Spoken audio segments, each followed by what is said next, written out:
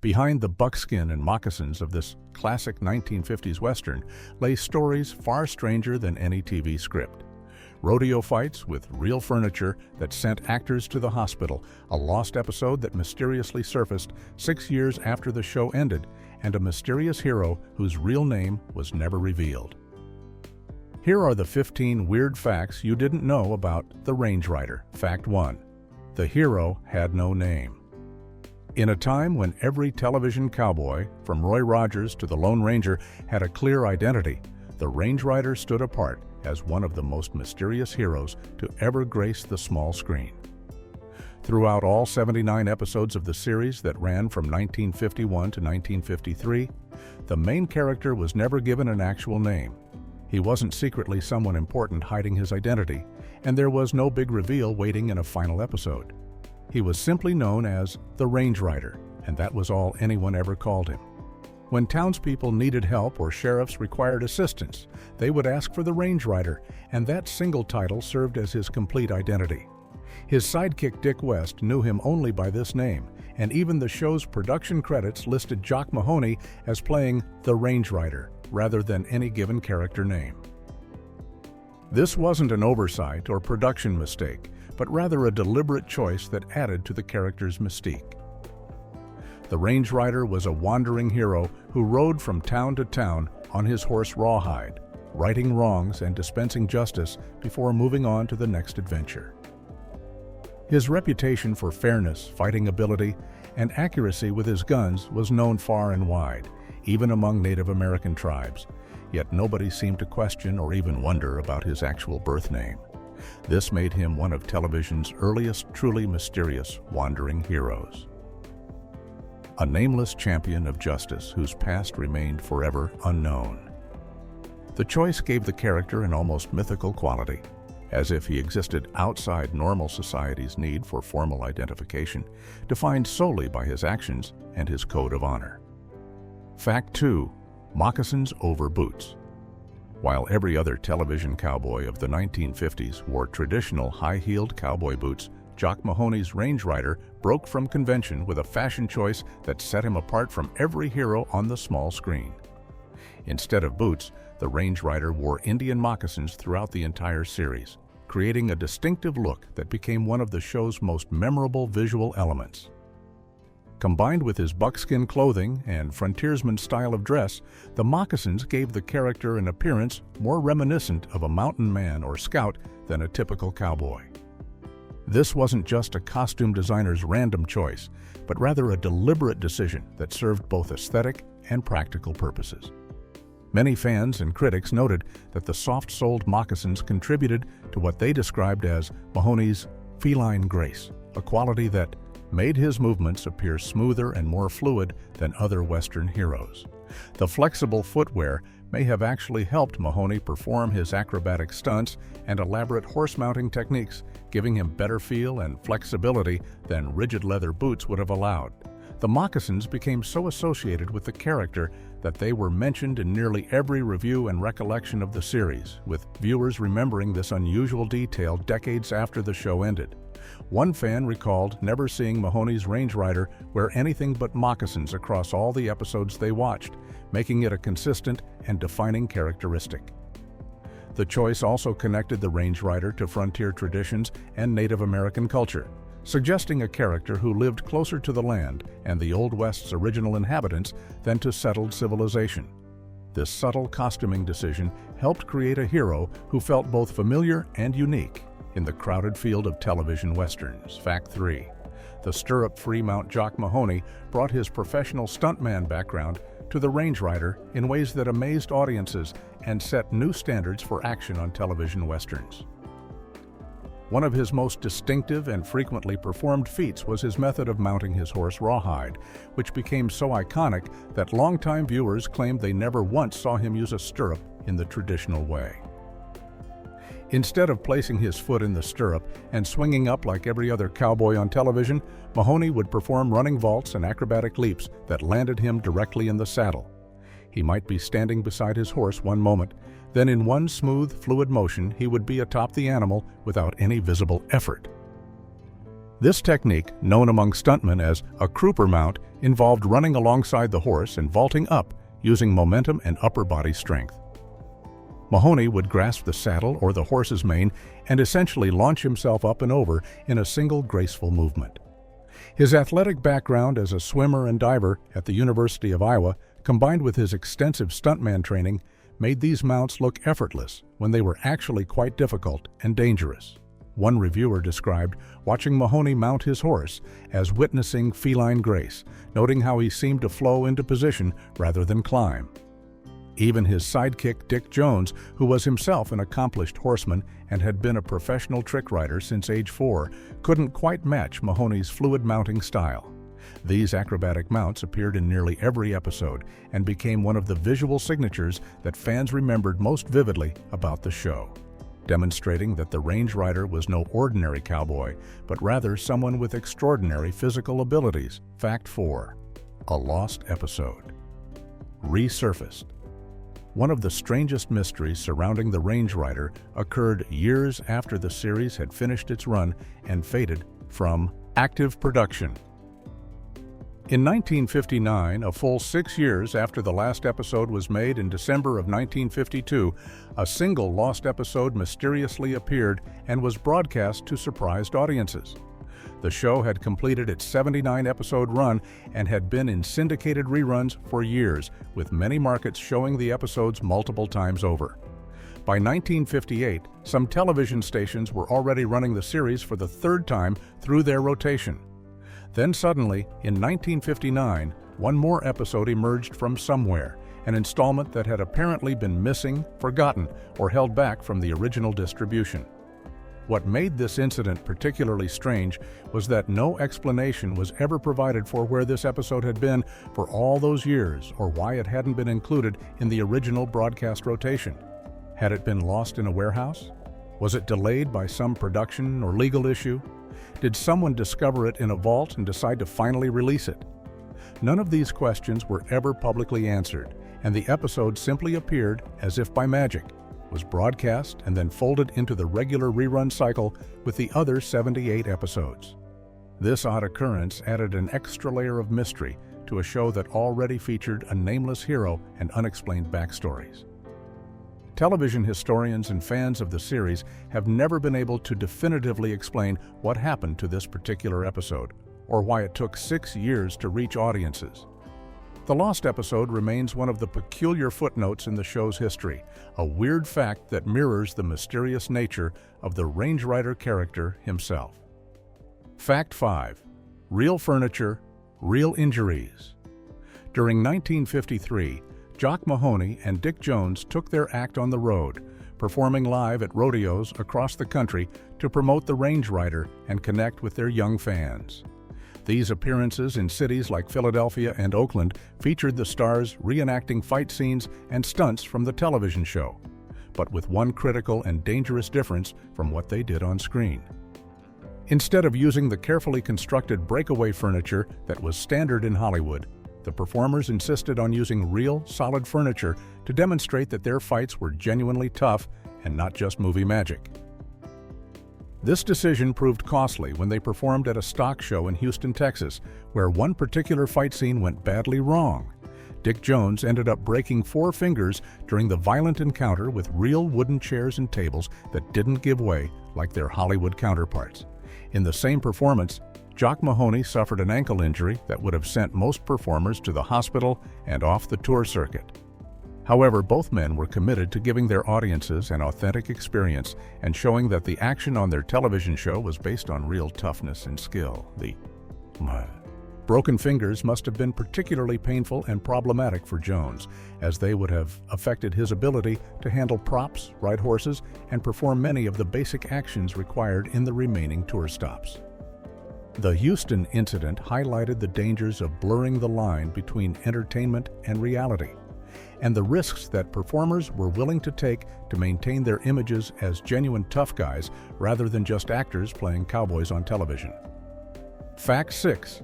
Mahoney's dangerous dedication. Jock Mahoney's commitment to performing his own stunts on the range rider came at a tremendous physical cost that would have ended most actors' careers multiple times over. As a professional stuntman before becoming the series lead, Mahoney insisted on doing virtually all of his own dangerous work rather than using doubles, believing it gave the show an authenticity that audiences could sense, even on their small black and white television screens. Over the course of the show's production from 1951 to 1953, this dedication resulted in a shocking toll on his body. Mahoney suffered 4 broken bones while filming the series, injuries that would typically sideline performers for weeks or months, but from which he apparently recovered quickly enough to continue production. He also sustained 16 separate wounds to his head from various fights, falls, and stunts gone wrong, any one of which could have caused serious concussion or lasting damage. Perhaps most alarmingly, Mahoney was knocked completely unconscious 3 different times during filming, incidents that would trigger immediate medical attention and production shutdowns on modern television sets. In the 1950s, however, safety standards were far less stringent, and there was an expectation that action stars, especially those with stuntman backgrounds, would shake off injuries and continue working. Mahoney's willingness to endure this punishment stemmed from his professional pride and his understanding that genuine danger translated to genuine excitement for viewers. His stuntman colleague, Charles Sterrett, once described Mahoney as being just beautiful, like a cat, praising his grace and skill, but even that feline agility couldn't prevent the inevitable injuries that came with throwing yourself from horses, through windows, and into brutal fight scenes week after week for 79 episodes. Fact 7. 20,000 children mobbed Pittsburgh. The Range Riders' popularity with young audiences reached almost unbelievable heights during the show's promotional tour in the early 1950s. And nowhere was this more dramatically demonstrated than in Pittsburgh, Pennsylvania. CBS, which owned half of the show, helped promote the series by organizing personal appearances for star Jock Mahoney in 20 cities across the country, giving fans a chance to meet their hero in person rather than just watching him on their television screens. These promotional tours were common for television shows of the era, but the response to Mahoney's appearances exceeded all normal expectations. When Mahoney arrived in Pittsburgh for his scheduled appearance, an absolutely staggering 20,000 children showed up to see the Range Rider in person. To put this number in perspective, that's roughly equivalent to filling a large sports arena entirely with kids or gathering the student population of a small city's entire school system in one place. The logistics of managing such a massive crowd of excited young fans must have been overwhelming for local organizers and security personnel, who likely hadn't anticipated such an enormous turnout. This wasn't a regional phenomenon either, as Mahoney drew large crowds throughout his 20-city tour, though the Pittsburgh appearance stands out as particularly remarkable. The turnout demonstrated just how powerfully the Range Rider had captured the imagination of American children, who saw in Mahoney's mysterious buckskin-clad hero someone worth skipping school or other activities to meet. For CBS and Gene Autry's Flying Up Productions, these massive crowds proved that their syndicated Western had become a genuine cultural phenomenon, reaching millions of homes and creating the kind of devoted young fan base that every children's program hoped to attract. Fact 8. Pinocchio's voice was the sidekick. Before Dick Jones ever appeared on screen as the Range Rider's sidekick, Dick West, his voice had already reached millions of people through one of Disney's most beloved animated classics. In 1940, when Jones was just 13 years old, he was chosen from approximately 200 child actors who auditioned to provide the voice of Pinocchio in Walt Disney's groundbreaking animated feature film. Jones later recalled the audition process and the surreal experience of working with Walt Disney himself during the production. Between recording sessions, Disney would pin up old storyboard drawings on large boards and start dart games with the young Jones, throwing pushpins underhand with remarkable accuracy. And according to Jones, Disney always won these impromptu competitions. Jones also remembered wearing a full puppet costume and acting out scenes for live-action film study that the animators could reference when drawing the wooden boy's movements and expressions. This meant that Jones didn't just voice Pinocchio, but also helped shape how the character moved and behaved on screen. When The Range Rider premiered 11 years later in 1951, Many viewers had no idea that the cowboy sidekick on their screens had once given voice to one of cinema's most famous characters. By the time Jones was riding alongside Jock Mahoney and performing stunts on horseback, Pinocchio had become a cultural icon, and Jones carried the distinction of being one of Hollywood's most recognizable voices even before he became a familiar face. This unique background made Jones something of an entertainment industry rarity, someone who had achieved success in both animation and live action, in family films and television westerns, all before reaching 30 years old. Fact 9. The world's youngest trick rider. Long before Dick Jones ever stepped in front of a camera or microphone, he was already an entertainment professional with an impressive and unusual title. At just 4 years old, Jones was billed as the world's youngest trick rider and trick roper, performing difficult and dangerous horseback stunts at rodeos that would challenge even experienced adult riders. This wasn't just promotional exaggeration, but reflected genuine skill that Jones had developed from infancy. Born in Snyder, Texas, about 90 miles south of Lubbock, Jones came from a family where horsemanship was valued, and his father was a newspaper editor who recognized his son's unusual talent. The boy's abilities caught the attention of Western film star Hoot Gibson, who owned a rodeo and saw Jones performing his trick riding and roping when the child was only 6 years old. Gibson recognized that such talent belonged in Hollywood and told Jones's mother the now famous words, "That kid ought to be in pictures," even sponsoring their trip to California to break into show business. The specific tricks Jones performed at such a young age included lariat work and various dangerous riding maneuvers that required perfect timing, balance, and fearlessness. These skills would serve him throughout his career, allowing him to perform his own stunts on the range rider alongside Jock Mahoney without hesitation. Jones's early start in rodeo performance gave him an authenticity that couldn't be faked or learned quickly in Hollywood, and he could match Mahoney's stuntman background in many ways.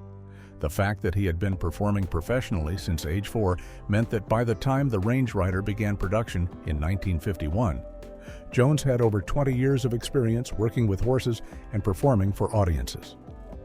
Fact 10. Age-defying casting.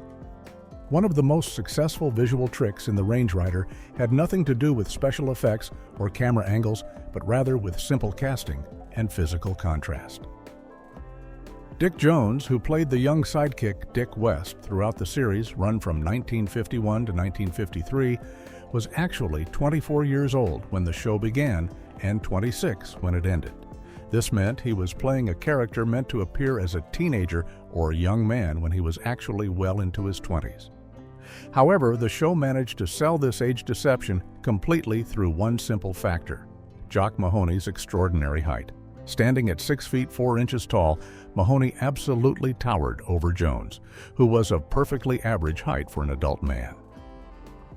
When the two actors stood together on screen, the height difference was so dramatic that it created an immediate impression of an older mentor and a much younger protege, almost like a father and son dynamic. The visual contrast made Jones appear diminutive and youthful, even though he was only 8 years younger than his co-star. Viewers automatically read Jones as a kid or teenager simply because of how small he looked, standing next to the giant Mahoney. This casting choice was deliberate and effective, as the show wanted to create a dynamic similar to other Western duos where an experienced hero takes a younger partner under his wing. In reality, Jones was a grown man with years of professional experience in rodeo, stunt work, and acting, but the simple fact of standing beside Mahoney in scene after scene made audiences forget this and accept him as Dick West, the enthusiastic young sidekick learning the ways of the West from the mysterious Range Rider. Fact 11. First syndicated daily western. The Range Rider didn't just entertain audiences with its action and mystery. It also changed how Western television shows were distributed and consumed by viewers across America.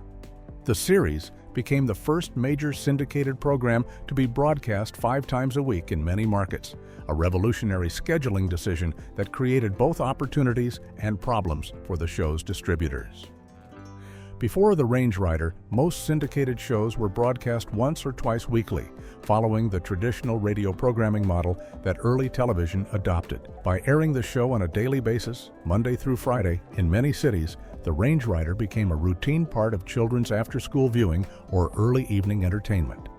This constant presence helped build a dedicated audience who could follow their heroes consistently rather than waiting a full week between adventures. However, this aggressive scheduling strategy created an unexpected problem. With only 79 episodes produced over the show's run from 1951 to 1953, daily broadcasts meant that markets would cycle through the entire series much faster than anticipated. CBS Films, which owned half of the show and handled distribution, soon realized that viewers in some areas were seeing repeated episodes too frequently. To prevent overexposure and maintain audience interest, CBS Films actually had to pull episodes from distribution in certain markets, creating a situation where some television stations couldn't air the show as often as they wanted. By 1958, just 5 years after the last episode was produced, some markets were already running the series for the third time through their complete rotation, demonstrating both the show's enduring popularity and the challenge of feeding the constant appetite that daily broadcasting created. Fact 12. The cereal box tribute, The Range Rider's cultural impact extended far beyond its original run in the early 1950s, reaching a new generation of viewers through an unexpected tribute in one of the 1980s popular action shows. In October of 1983, the hit series The A-Team aired a special 2-hour episode titled When You Comin' Back, Range Rider, that featured the classic Western prominently throughout its storyline. In the episode, the character Howling Mad Murdoch, played by Dwight Schultz, becomes obsessed with the Range Rider after watching an episode in his psychiatric hospital room. Murdoch then creates multiple Range Rider masks by cutting them out of Honey Pop's cereal boxes, with his room shown filled with empty cereal boxes where he had carefully extracted each mask. Throughout the double episode, Murdoch wears his homemade cardboard masks and adopts the complete persona of the Range Rider, speaking as the character and even claiming to communicate with his invisible horse Thunder, much to the frustration of his teammate B.A. Baracus. The episode had a distinct Western feel, with the A-Team helping to stop wild Mustang rustlers, and Murdoch's Range Rider character played a crucial role in the mission. At the end of the adventure, Murdoch leaves his mask behind, with another character noting that he left it because his job here is done, perfectly capturing the spirit of the original wandering hero. This elaborate tribute introduced the Range Rider to viewers who had never seen the original 1950s series, demonstrating how deeply the show had embedded itself in television history and popular culture. For fans of the original series, seeing the Range Rider referenced so lovingly 30 years later confirmed the show's lasting influence on American television. Fact 13. Sally Field's stepfather connection. The man behind the Range Rider's buckskin and moccasins had a complex personal life that included being stepfather to one of Hollywood's most successful actresses. In January of 1952, Jock Mahoney married actress Margaret Field in Tijuana, Mexico, thereby becoming stepfather to Margaret's 2 children from her previous marriage, Richard Field and 6-year-old Sally Field. This meant that Sally Field, who would grow up to win 2 Academy Awards and become one of the most respected actresses of her generation, spent her formative years as the stepdaughter of a television Western star and professional stuntman. Sally watched Mahoney perform his dangerous stunts both on television sets and at home, experiencing firsthand the physical risks and demands of his profession. The marriage lasted until June of 1968, meaning Mahoney was present throughout Sally's crucial development years, from early childhood through her teenage years and into her own entry into show business. Mahoney and Margaret Field also had a daughter together, Princess O'Mahony, who was born 6 months after their marriage and later became a television and film assistant director. Sally Field began her own television career in 1965 with the sitcom Gidget, and Mahoney was reportedly instrumental in pushing her to continue in show business, though their relationship was complicated. In her 2018 memoir, In Pieces, Sally Field revealed troubling details about her childhood with Mahoney. But during the 1950s, when the Range Rider was at its peak, few fans knew about the private family drama behind the heroic image that Mahoney projected on screen as the mysterious frontier defender. Fact 14. From Range Rider to Tarzan. After the Range Rider ended its production run in 1953, Jock Mahoney's career took several interesting turns, before landing him in one of cinema's most iconic roles under nearly fatal circumstances. In 1960, Mahoney appeared as a villain in Tarzan the Magnificent, starring Gordon Scott, and his strong screen presence and athletic build impressed producer Cy Weintraub. 2 years later, in 1962, Mahoney became the 13th actor to portray Tarzan when he starred in Tarzan Goes to India, shot entirely on location in India. At 44 years old when the film was released, Mahoney became the oldest actor to ever play the Jungle King, a record that still stands today, surpassing even Johnny Weissmuller's tenure in the role. The following year brought Tarzan's 3 challenges, filmed in the jungles of Thailand, where Mahoney's determination to perform his own stunts and continue working nearly cost him his life. During the grueling Thai jungle shoot, Mahoney contracted dysentery, dengue fever, and pneumonia, a combination of illnesses that devastated his body. His weight plummeted from his normal 220 pounds down to just 175 pounds, a loss of 45 pounds that became shockingly visible on screen as the film progressed.